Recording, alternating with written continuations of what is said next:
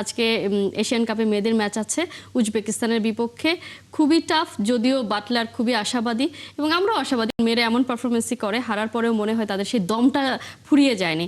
এই ম্যাচ নিয়ে কি প্রত্যাশা? আমি বলবো যে নাথিং টু লুজ। এই ম্যাচে বাংলাদেশের অবশ্যই জেতার জন্য মানে খেলা উচিত। এবং বাটলারকে কালকে আমি প্রেস কনফারেন্স শুনছিলাম, বাটলার নিজে বলছিলেন যে আমরা শুধুমাত্র রক্ষণ ভাগের দিকে যাবো না, আমরা কিন্তু অ্যাটাকিং মোডেও খেলবো। সো বাংলাদেশ এই ম্যাচটা জিততে চাচ্ছে এবং এই ম্যাচটা জিতলেই যে বাংলাদেশ আপনি পরবর্তী রাউন্ডে থ্রু হবে তা কিন্তু গ্যারান্টেড না, কারণ একটা গোল গড়ের একটা হিসাব রয়েছে, অনেক বেশি ব্যবধানে জিততে হবে। সো আমার কাছে মনে হচ্ছে যে সেদিকে চিন্তা না করে জাস্ট গো ফর কিল, এইভাবে জেতা উচিত, গো ফর উইন।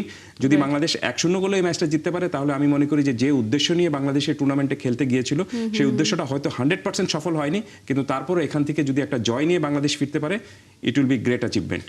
রাইট, মানে এটা একটা দারুণ ব্যাপার হবে, যেটা আপনি বলছেন যে উদ্দেশ্য নিয়ে গিয়েছে। উদ্দেশ্য হয়তো মেয়েরা বা বাটলারের ছিল, কিন্তু তার যে ব্যাকগ্রাউন্ডে যারা ছিলেন তাদের আসলে উদ্দেশ্য ছিল শুধুমাত্র অংশগ্রহণ করা। সেজন্যই আমরা আসলে খুব বেশি ভালো রেজাল্ট হয়তো দেখতে পাইনি, তারপরেও শেষ ভালো সব ভালো নিয়েই যেন দেশে ফেরে সেই জিনিসটাই আমরা প্রত্যাশা করতে চাই।